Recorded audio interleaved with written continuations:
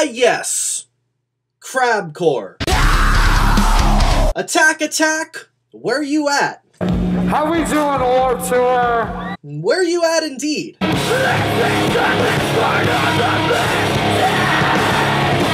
So, last week on this channel, I covered Broken Side, who were probably the most hated band on Warped Tour in 2009. Today, we're covering probably the second most hated band on Warped Tour in 2009, Attack Attack.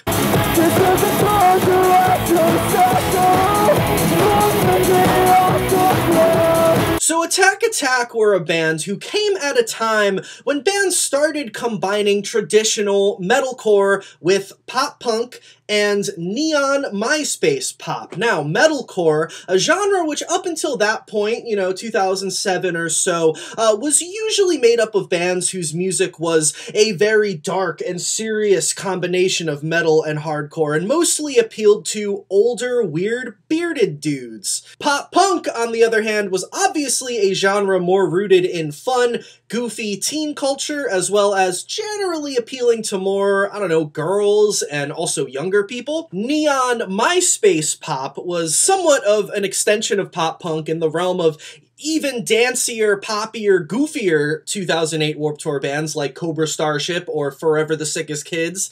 And as you can imagine, the older, weird, bearded 2000s metalcore dudes were usually not super into the pop punk genre, definitely not into neon scene pop. Not to make generalizations, but in my experience as a music fan during that time, those metal people were the ones who were usually like, "It has to be heavy. If it has even a second of clean vocals, I'm calling this gay Justin Bieber music in the comments on YouTube." You know what I'm saying? But it wasn't always the other way around in regards to the pop punk fans. Now, metalcore and pop punk, for whatever reason, had always been closely related genres. There's the obvious early connections like Chad from New Found Glory and everyone in Fall Out Boy first being in smaller metalcore bands before their eventual pop punk stardom. But metalcore bands have always tended to play with and be associated with pop punk bands. I'm sure if you've ever been to at least a few local shows, whether it be now or back in like 2002, you've probably seen more than a few that were pop punk bands playing alongside metalcore bands. But the two genres, at least musically, had always been pretty firmly separated until the mid-2000s or so with the explosion of the mallcore scene. Records like Silverstein's Discovering the Waterfront, From First to Last's Dear Diary album, and I'd say most importantly, Under Oath's They're Only Chasing Safety. You started to see the birth of these metalcore bands who had heavy chugs and dark, serious breakdowns, but also added big, soaring, Taking Back Sunday-esque, catchy, clean vocal choruses in their songs, and, in Under Oath's case, a keyboard player.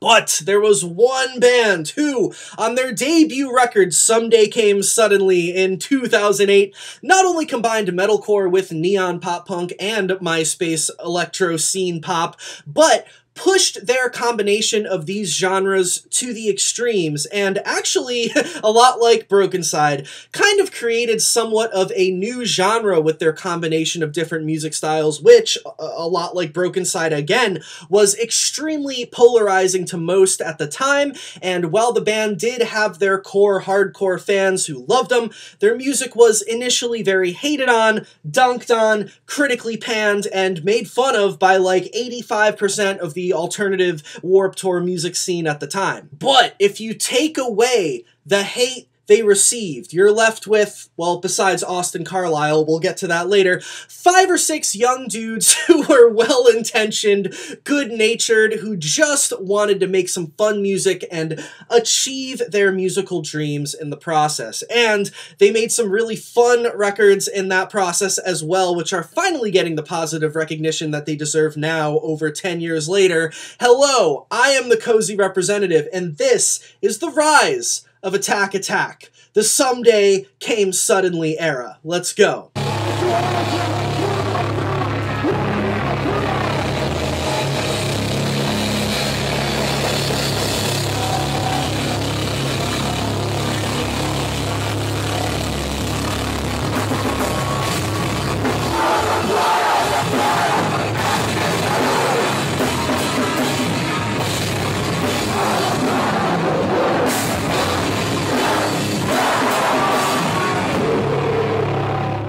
But before we get into the nitty-gritty, my friends, if you like this video, hit the subscribe button. Why not? Doesn't cost you anything. And if you really, really like this, what I'm doing here, you can go the extra mile and support me on Patreon. Big thank you to everyone who supports me on Patreon already. It helps make the magic happen, and I am super appreciative for all of you. There's bonus videos and all sorts of stuff on there. You can check it out in the description. Thank you all for everyone who supports and subscribes and Patreons and all that. And with that out of the way, let's get into the rise of Attack Attack. So, neon metalcore trailblazers Attack Attack formed in the year 2007 out of the ashes of a heavy local metalcore band from Columbus, Ohio called Ambiance, or maybe Ambience, not sure, which featured a 16-year-old kid named Andrew Whiting on guitar. So, Ambiance, or whatever, lost some members, and Andrew Whiting decided to restart the band with a new lineup and a new band name, Attack Attack. Andrew brought in drummer Andrew Wetzel, guitarist and clean vocalist Ricky Lortz, bassist Nick White, and vocalist Austin Carlisle, who used to be the vocalist of another Ohio metalcore band called Call It Even.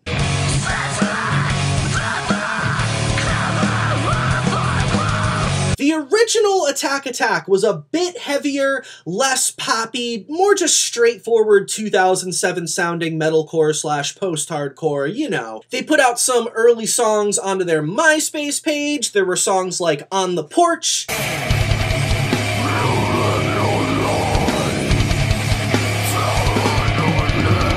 There's a song called Healthy Normal.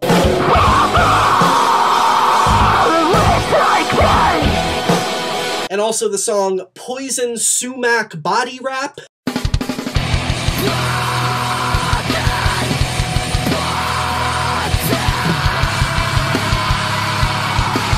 So after gaining some local buzz with these demos, the lineup changed a bit, and 15-year-old John Holgado joined as bassist, replacing the old bass player, and 17-year-old Johnny Frank joined as new guitarist and clean vocalist, and 14-year-old Caleb Shomo joined the band on the synthesizer, rockin' the keys. No one in the band at that time was older than 17. So their sound changed up a little bit with this new lineup, with Caleb's synthesizer adding a new electronic element a la Enter Shikari, and new clean vocalist Johnny Frank brought in sort of a neon pop punk influence, if you will. So in a 2019 Attack Attack oral history published in Kerrang called The True Story of the Most Hated Metal Video of All Time, Johnny Frank says the following about how their different musical influences started combining once he joined the band. That's pretty interesting. He says, quote, Andrew Whiting was like death metal, slam, hardcore guy, says Johnny. I was like, Forever the Sickest Kids is the greatest band ever. Like, give me that neon, crazy, bright, poppy stuff. So, Andrew and I would always fight. He'd want some breakdown. I'd advocate for this absurdly bubblegum pop shit, and Andrew would be like, oh my god, dude. I was like, bro, we gotta do it. Pretty interesting. He also spoke on the band's decision to start adding their more polarizing elements, electronic synth sections, and heavy usage of auto-tune on the already poppy clean vocals. We really loved Enter Shikari. There were 2 or 3 songs that they had just put out where they did a hardcore breakdown with a synth behind it, and we were like, bro, yes, that is sick. Auto-tune was just starting to pop off in pop music. You could not get hotter than a feature from T-Pain, and I just remember hearing that effect and being like, oh, that's so cool. And then I remember I See Stars did it in one of their songs, and I was like, oh my god, that's amazing. I remember looking up, like, how do people get that sound? I didn't even know it was auto-tune at first. So, with this new expansion and evolution of their sound, the band self-released their debut EP in 2007 called If Guns Are Outlawed, Can We Use Swords? So this EP featured new, synthier, poppier tracks like Party Foul, Dr. Zhivago Part 2, and the hilariously titled What Happens If I Can't Check My MySpace When We Get There. Classic song title and song right there.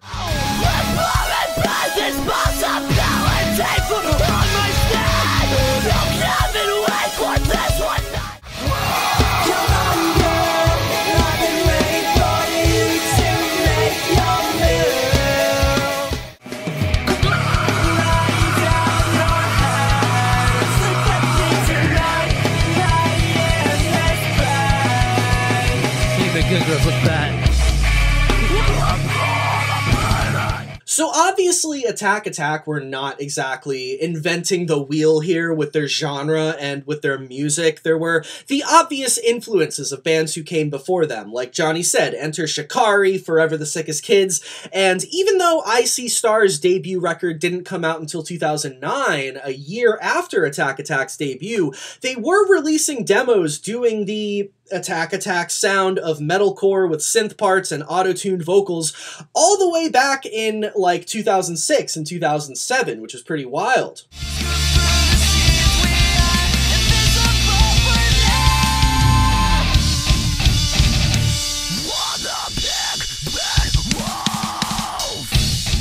If anything, I See Stars were actually kind of the real originators of the sound that Attack Attack started doing and kind of popularized in my eyes. And I don't think I See Stars gets enough credit for that, or if many people even realize that, probably because their debut record didn't come out until 2009. But anywho, while Attack Attack were wearing their influences on their sleeve, on their If Guns Are Outlawed EP, they did present this sound in a new, invigorating, and attention-grabbing way. With songs that were genuinely catchy and memorable as hell. They had a lot of energy and really did just show a lot of musical potential very early on in the context of the music scene that they were in. The band was playing shows, the EP was doing well and gaining them lots of attention on MySpace as well as notoriety within their local scene. The band was growing, but once the band released demos for two new songs, The People's Elbow and Stick Stickly to be exact, two songs that had real potential to be true hits in the genre of MySpace metalcore, label attention began coming their way.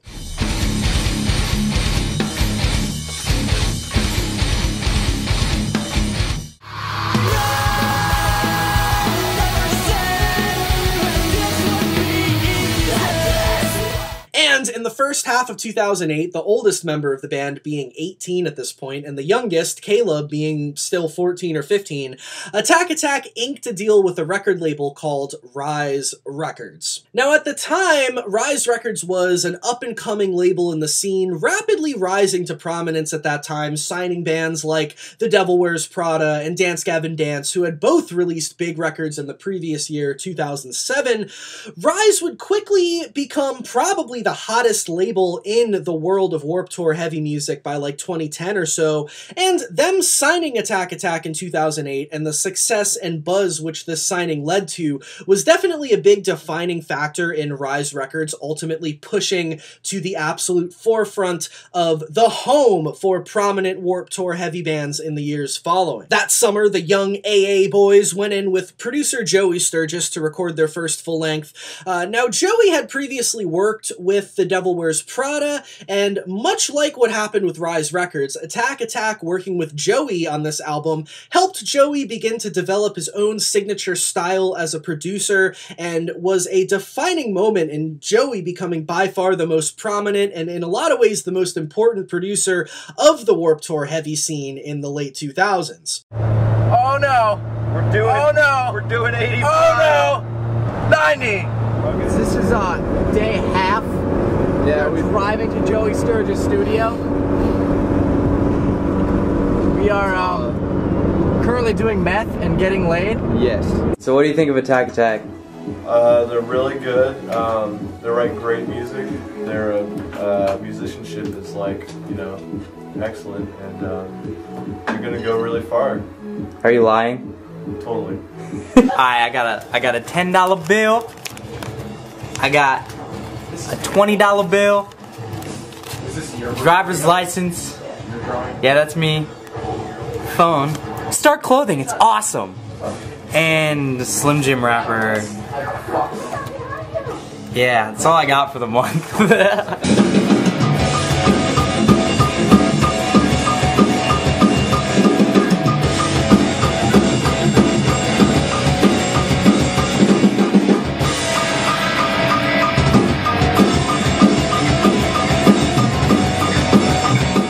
So are you glad you're in Attack Attack? I am, for the most part.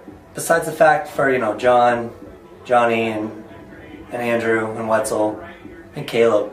I mean, if it was just me by myself, I would like it. So, actually, no, I'm not glad. I hate this band. The record, called Someday Came Suddenly, a reference to how quick things were happening for the band in their career and rise overall, was officially released to the world on November 11th, 2008, a day that would go down in neon metalcore history. That's right, neon metalcore. So this album, Someday Came Suddenly by Attack Attack, is literally like the middle ground between Forever the Sickest Kids and like Under Oath. It's a bouncy, fun, poppy, bright, youthful teenage energy explosion of a goofy metalcore album. It's definitely an amalgamation of various genres which are classically quite different from each other, like I was saying.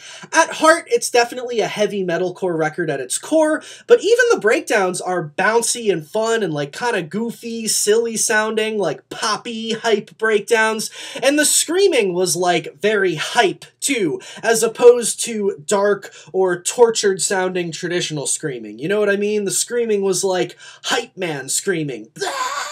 You know, Austin Carlisle had that hype thing going on. And obviously the biggest polarizing aspect of this record is the sugary bubblegum Forever the Sickest Kids neon pop influence, which Johnny Frank was talking about. The vocals were drenched in arguably way too much auto-tune, not to mention the excessive use of bright poppy synths with full-on electronic breaks in songs. In the midst of an overall extremely fun, energetic, and charming youthful sounding album, Attack Attack were ushering in a new spin on the genre with the way that they presented putting these different genres into metalcore. Haters were mad, but we're going to get to the haters momentarily. I will say, and once again, just my opinion, I personally love all the genre combining on this album, and I love Attack Attack's take on a more neon pop version of typical metalcore. But for me, part of what kind of stops Someday Came Suddenly from really being a truly great album, and the aspect that in a lot of places almost makes this album sound like Jared Alonji scene parody music, is the way that Attack Attack combined pop and metalcore was a bit clunky. This album is like musical whiplash, you know what I mean? Jumping from heavy part to poppy part to electronic section with no real cohesion, no real end goal, except for hype-ass part after hype-ass part that don't necessarily make sense one right after the other, you know what I mean? The poppy and electronic parts are just kind of thrown in there at random, again, making it clunky and almost sound kind of funny. When I was revisiting this album for this video, it was like making me laugh the way they the way they jumped from part to part in such extremes. Going back to I See Stars, I've always held the opinion that on their first album, 3D, which, mind you, was, again, released a year after Someday Came Suddenly, but these songs were songs that I See Stars had written and released demos of way back in 06 and 07, before Attack Attack even had poppy parts or signed to Rise Records.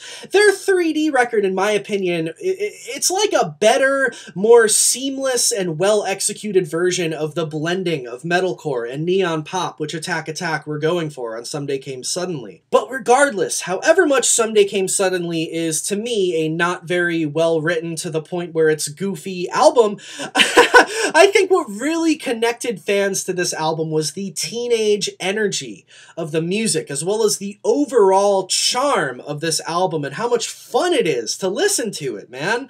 Personally, if you watch my channel a lot, you probably know this by now, but I'm personally way less of a straight-up heavy music fan, as much as I am a much bigger, like, pop rock and pop punk fan, you know? I had never really liked or gotten into any heavier music before I heard Someday Came Suddenly when I was like 12 years old when it came out. So this album was actually kind of my gateway into, you know, first starting to listen to any heavy music at all when I was younger. And I think the same goes for a lot of kids my age at the time, which is another reason why this record is so important and means so much to so many people now, because it was kind of a gateway album for a lot of people into heavier music. But I was personally much more attracted to this record for its poppier elements, being that I was such, so much bigger of a fan of, like, Forever the Sickest Kids and Cobra Starship at the time. Anyways, enough about me.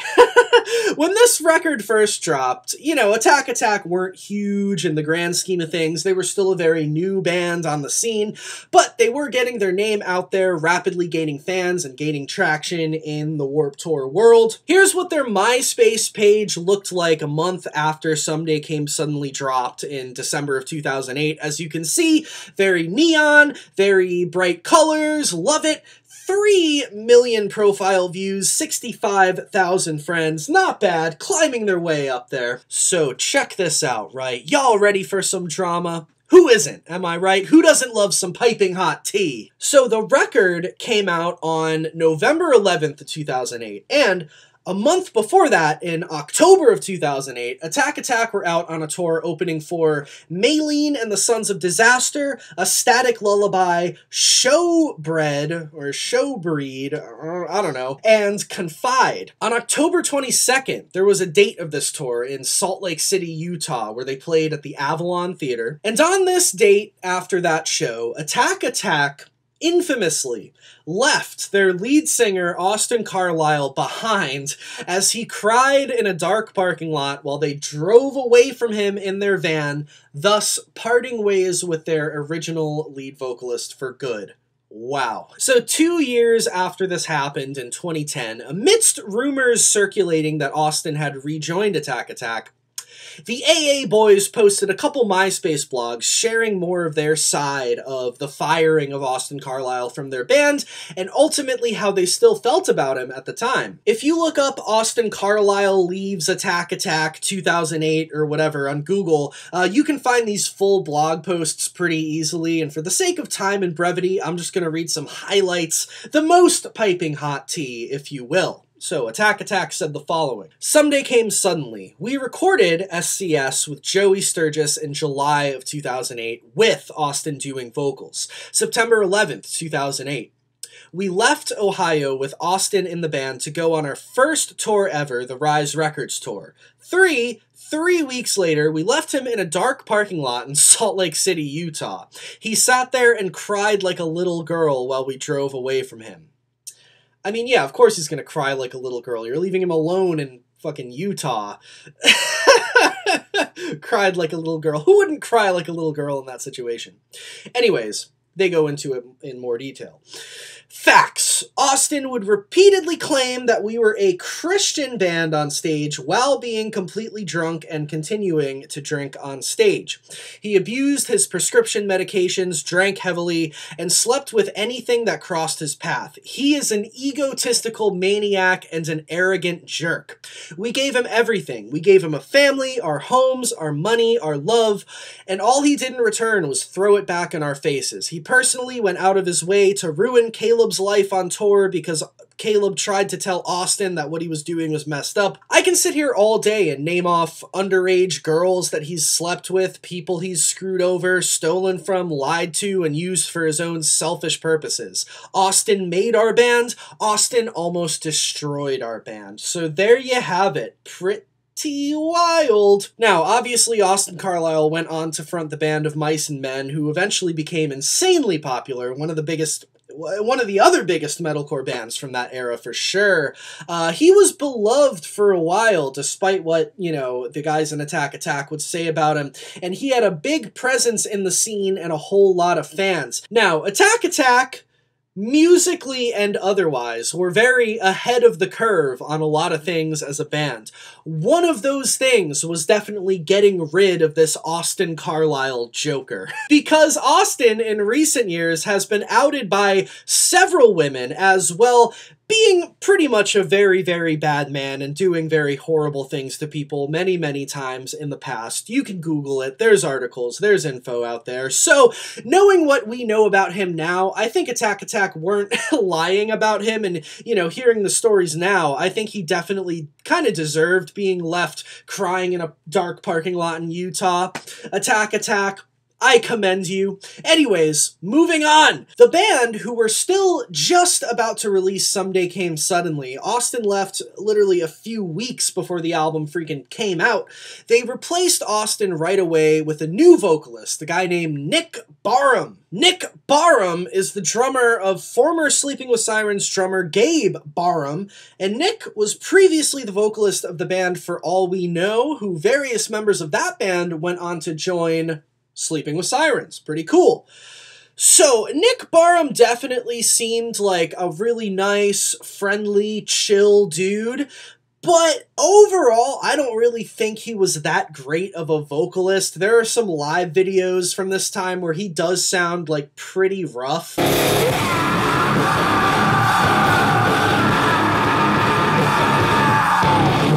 But like I said, he seems like a nice dude, and he stepped in and assumed the role as frontman and helped the band continue on. They kicked off 2009 with a pretty big tour, opening for Escape the Fate, who were huge at the time, with fellow openers William Control, who's that, like, weird canceled guy from Aiden, and the band Burn Halo. From there, they went right into another very hot tour with A Skylit Drive, Dance Gavin Dance, In Fear and Faith, and I See Stars. What a classic bill. And then, right into a full stint on the 2009 Warped Tour. What a year these boys were having.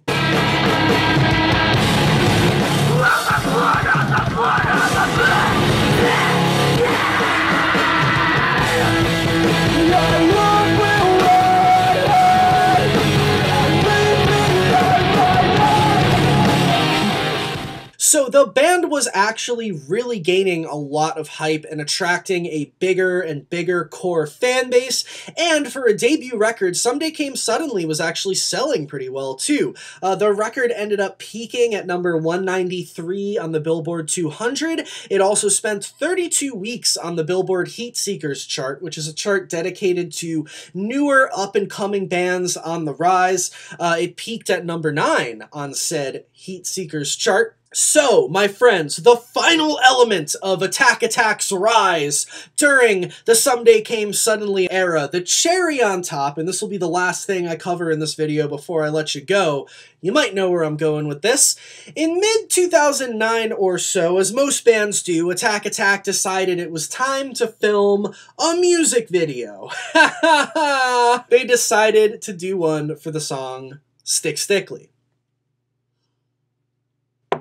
Stick Stickly was the first track on the record, well, second track if you count the goofy hip-hop, hot grills, and high tops intro. And not only was Stick Stickly already one of their most fan-appreciated songs at that point, but it was also, I feel like, the one song that really sums up every musical element that Attack Attack combined and brought to the table in the most blatant and all-encompassing way. It was kind of like their flagship song, the best distilled example of Attack Attack's overall sound. It was their single, their hit. So they filmed a video, and there was actually an original OG video for this song, which ended up not getting officially released because the band was not happy with it, and I can understand why. In the original video, the band are playing on a bridge, you know, doing all their synchronized stage moves and whatnot. There's like a bunch of people entering the doors of seemingly a venue or a show or a party, but then this one kid comes up and like breaks down and slides down the door all sad and devastated, seemingly because he